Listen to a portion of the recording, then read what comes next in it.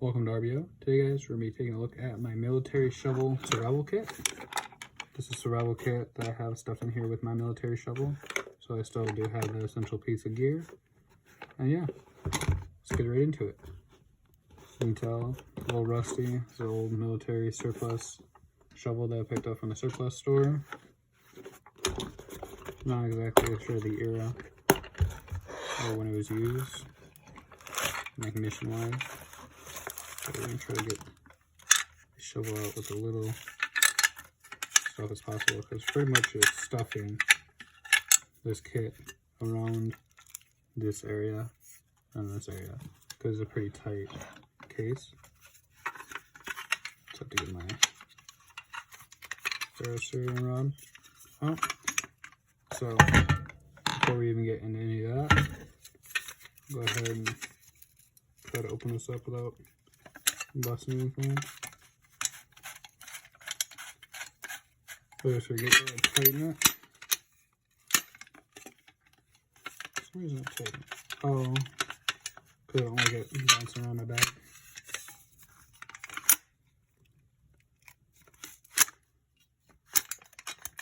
Here you have your shovel.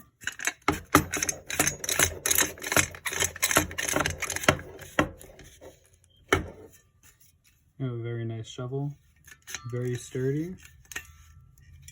And you have a nice serrated blade here and here as well if you run into some roots. This is actually the only shovel I've ran into or have had so far that has not bent backwards due to roots and tough textured ground, which happens a lot, especially being in Michigan. We just have a lot of rock, a lot of tough ground, a lot of roots. Here we have my Light My Fire Swiss Light My Fire ferrocerium rod. It's been a minute since it's been sparked. I want to get that coating out. Great little thing. I love the Swiss Light My Fires. Here we have our micro fishing kit. It has our hooks, our leads, a little bit of sinkers.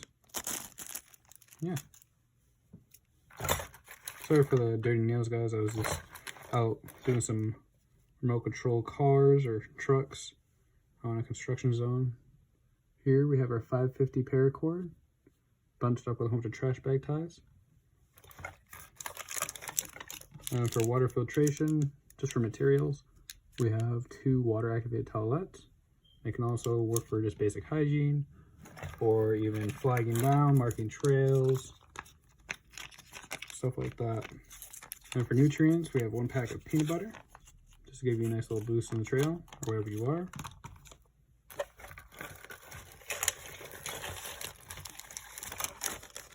And for coverage, we have a Mylar survival blanket. Use this for shelter or a nice reflective for your fire. Great just to wrap around you. If you pair this with this and spruce bales, it'll be a great bed. Also, it can be used for signaling as well. If you take off strands and put it on different sticks, put them high up where you're in an open area where the reflectives will be caught. Here, we have some snare wire.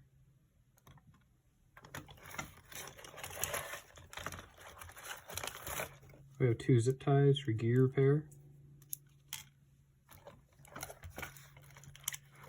For a signal whistle, and this blue guy, not only is it a whistle, it also doubles as a flashlight. So you have a little flashlight. Here, we have a good amount of duct tape for gear repair or fire starting.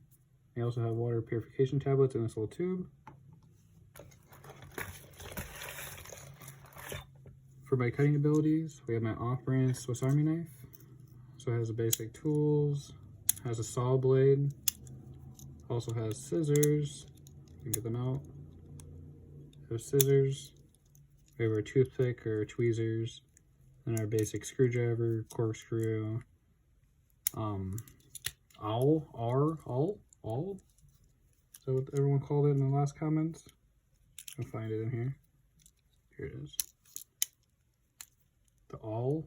That's what everyone called it in the comments. Hope I'm pronouncing that right. Yeah, basic little knife.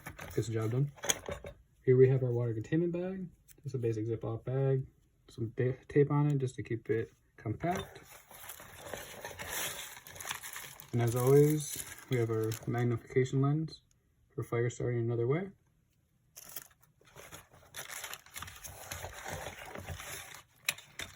As well as some UCL Stormproof matches. Things are great. Add them to every kit. They sell bulk packs on Amazon. And for navigation, I have a basic button compass. Another way of signaling, I have this little piece of metal. We use a signal mirror. And last, we have our first aid kit, which has aspirin, Metalite, sunscreen, stinger relief pads, butterfly patches, and just the basic bandages. Let me know what you guys think in the comments. Thank you guys for watching. Have a nice day.